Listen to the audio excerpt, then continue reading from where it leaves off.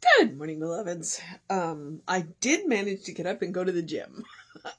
I know what I sounded like last night when I did yesterday's, but I went, and I did. I went pretty much right to bed after I got off that live stream. I went into the bedroom. I laid down. We did the wound care on my little bite mark, and little bite mark. It was a big dog.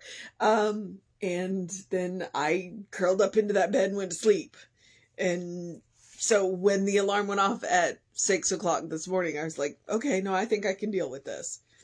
So it'll be interesting because today is October 23rd, and our title is The Power of Resilience. So I'm like, okay, let's see and it's Shirley Briggs again. So let's see what Shirley Briggs has to say about the power of resilience.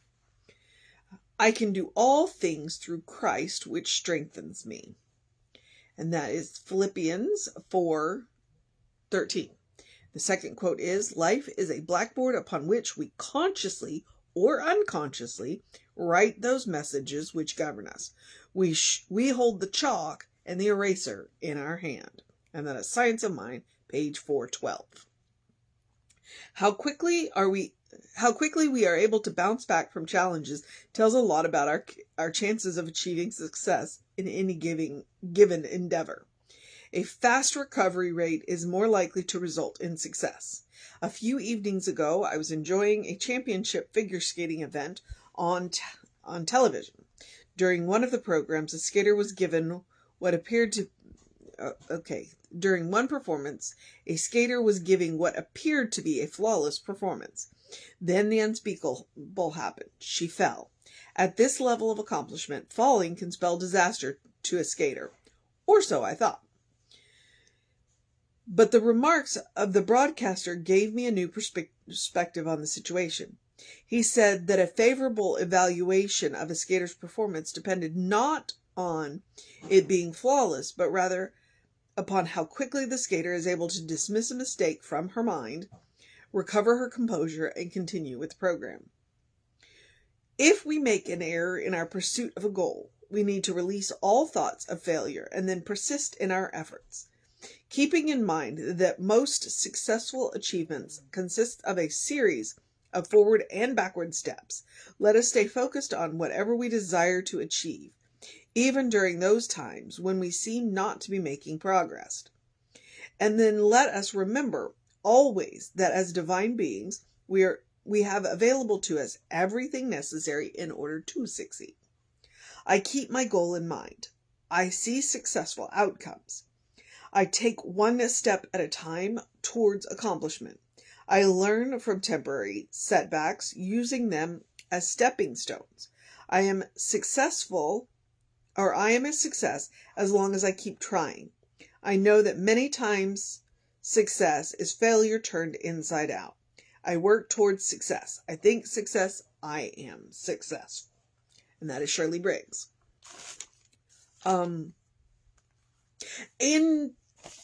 I would agree with her. There are a couple of sayings. A master has failed more times than an apprentice has even tried. And I firmly believe in, and then there's another one, the cha-cha-cha. It's like, one step forward, two steps back, two steps forward, one step back, and then you're doing the cha-cha. Because life is a dance. It's not always forward motion. Sometimes we go back. Sometimes we back up. Sometimes we go sideways. Sometimes we're like the bishop, or is it the queen who can go diagonal? We are the queens of our own life. We can go in any direction we want. That's a chess reference, by the way. Not that I play chess. I think I've learned enough to be really bad at it.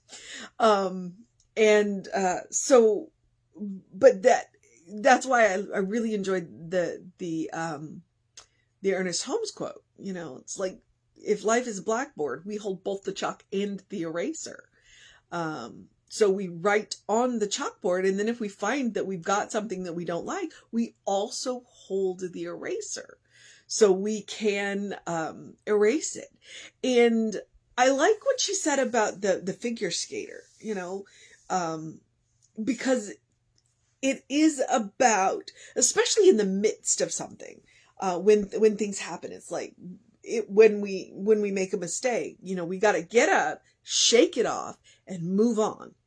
And that is not to say that later on we won't take a moment to grieve,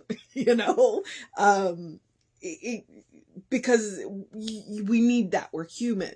And so we are allowed to take, but frequently in the midst of whatever it is, i.e. this skating competition, the skater didn't have a minute to, cry. What she had was she needed to pick herself up, get back into the program, because the music doesn't wait for anybody.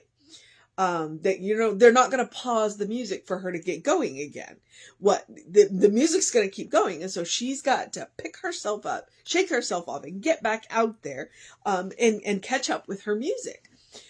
And then when she gets off, she's still on stage. She gets off, she goes over to they call it the kiss and cry area, where she awaits the scores, but she is greeted by her coach, and coaches, and then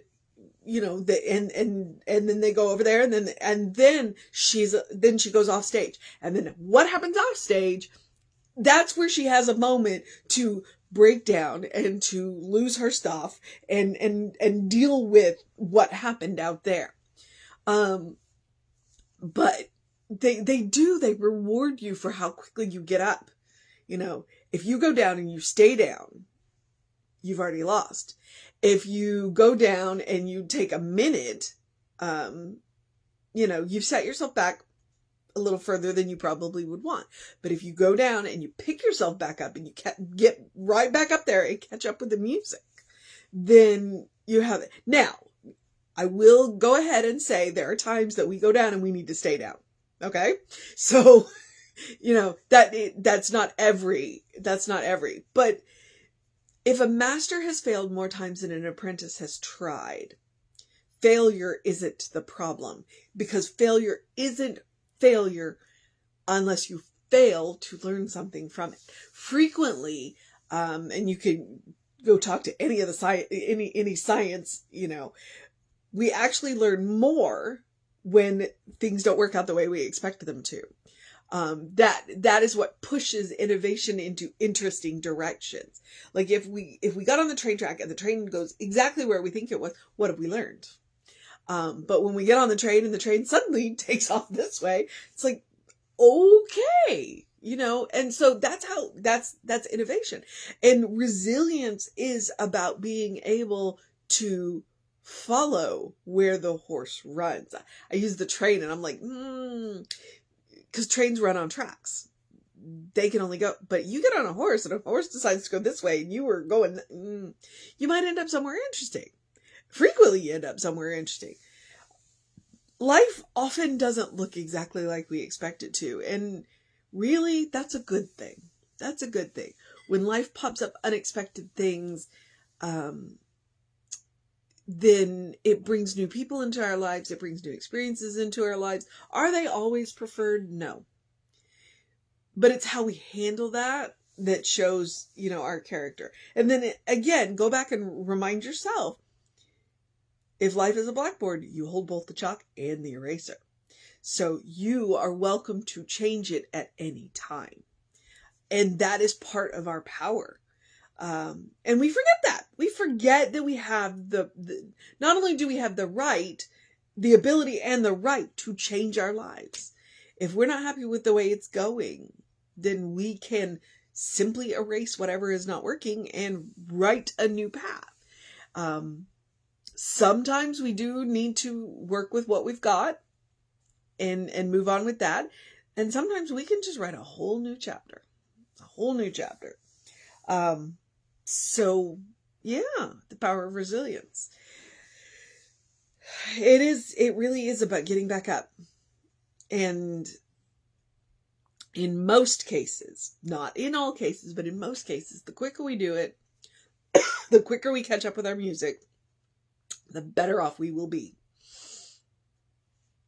Okay, it's dry, so I probably need to wrap this up before I start coughing. Oh, that cat is so cute. Oh, so cute. So cute. He's curled up and he's got his head, the top of his head is down and his chin is up, and oh, and he looks like he's smiling. It's one of my favorite things. Okay, so I think I'm gonna pull the mission today. Should we choose to accept it? I'm gonna pull it out of her.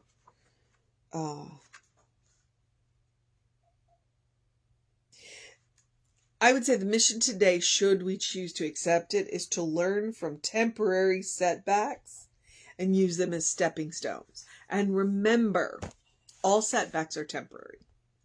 The only way a setback becomes permanent is if we let it become permanent. So use those setbacks to learn new things and to go in wild new directions. That's the mission. All right? That is the mission. You absolutely are built with resilience. It's one of our gifts.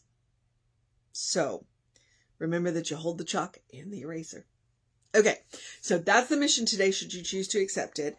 And then the other thing is that, to do something loving for yourself, do something kind for yourself, do something compassionate for yourself. Today, that will be, for me, to drink a whole lot of water. A whole lot of water. I did manage to drink quite a bit yesterday, which is a good thing, but I can feel it in my throat. I need to hydrate. And that's what loving, kind, and compassionate looks like. It can look like self-care. Frequently, it does look like self-care, but it also looks like making sure that you're enjoying life. Maybe I'll have some lemon-flavored water, mint-flavored water. Add something to the water to make it taste really good. Or maybe I will sneak in a ginger ale or something, a hot cocoa, and make sure that you are enjoying life. So when you do loving, kind, and compassionate things for yourself, sometimes it looks like joy. Sometimes it looks like pleasure. Sometimes it looks like getting back up after you have fallen down. Sometimes it looks like going in a wild new direction because what looked like a setback actually wasn't a setback. It was simply a horse running in a different direction than we expected. And that is a wonderful thing too. It's a reminder to not let our grooves become ruts. So, all right. Loving, kind, compassionate thing. Some suggestions, because I always want to make sure that I give you some suggestions. Take a deep breath, take a walk, take a nap. Enjoy your time with a fur baby. Go have time with a good friend and have a good conversation. Go have a good meal. Drink something really amazing and really enjoy it. Be present in the moment. And that is part of what loving, kind, and compassionate looks like. And I call it a spiritual practice because it is. It is. You deserve your own love. You deserve your own kindness. You deserve your own compassion. Absolutely. And you are also the best subject to practice on, because practice makes permanent. It also creates a bank of loving, kind, compassion. So when you meet people that need a little extra, you've got plenty to share. All right. So take care of yourself always. When I talk about self-care, I want to remind you what they tell you on airplanes. Put your oxygen mask on first before you help your neighbor. Okay? Take care of self-care. Is super important. All right. And then, as always, make sure you do something to engage your mind and your body today. My shoulders got quite the workout. My shoulders and arms got quite the workout today. And there were a couple of times that he was like, no, you can do it with the 10s. And I'm like, but I don't wanna. But he's right, I can. So do something to engage your mind and your body. Drink plenty of water. Hydration is important. Your brain works better when it's hydrated. And that is part of resilience. When you're hydrated, when you take care of your body, resilience is a whole lot easier. It is definitely a whole lot easier when, all of that. So please drink plenty of water or hydrate. Maybe you prefer tea, just beware of the caffeine. Get that early in your day bright light. We got to the gym well before the sun was up today because we're right there on that We're getting close to the time change. So, when you get that early in your day bright light, it resets your circadian rhythms, and you will absolutely sleep better at night, have more energy during the day. It's science. You can look it up. And then, in the words of Ernest Holmes, as I like to say, open the windows of your soul. Allow the breath of heaven to remind you, you do live in heaven right here, right now. It's all around us all the time. Because it's a state of mind. It's a state of consciousness. It is something that we can do, can and should do for ourselves. Engage that Christ consciousness. Engage that love. Engage that, factory settings. And your soul will show you heaven when you let it. Because your soul comes from something bigger. We are part of one great soul, and this is just our little individualized part of it. So, take care of yourself, and take Emma's advice. Look for the good and praise it, especially when you hit a setback. All right, when you hit a setback, that's the best time to start looking for the good, because that may be where you find that horse going that direction when you thought you were going this direction, that takes you to a wild new place. All right. So here's the social media. We are Creative Life Spiritual Center, Creative Life Spark. I am the running Rev Ryan. Please check out all the social media. I have remembered I need to go back to that one YouTube and put all those links in, because I haven't done it yet. And there was something else. Email info@creativelife.org if you want to know what's going on. Book studies, classes, the food market coming up. The show was last night, so you've missed that. But, there'll be another one. They had a grand time last night, so there will be another one. And probably sooner rather than later. All right. They put a lot of work into those, so. There was, I don't know. Here's where I tell you to have a great day, an amazing day, a wondrous day, a fantastic day, a magical day, an enchanted day, a sun day, a resilient day, a looking for the good day, a doing the cha-cha-cha day, a knowing who we are day, a good day. And if that is too much pressure, simply have a day, because you are enough just as you are. You are a beloved child of God in whom God is well pleased and well represented. Always. It's a state of grace. And that is the best thing about it. Doesn't have to be earned. Can't be taken away. All right? No matter what you've heard, we are beloved children of God. Okay. You will never look in the eyes of someone God does not love, including the mirror. Especially the mirror. Okay, so Reverend David will be on around 5 p.m. with you. I will be back with you at around 9 a.m. tomorrow, but we will have an amazing service for you right here on Facebook Live, later to be up on YouTube at 11 a.m. So you're welcome to join us in person if you're in the area. If not, please check back at 11 and we will have service for you. Okay, that's what I know. Take care of yourself. Know that you are loved, and I will see you next time.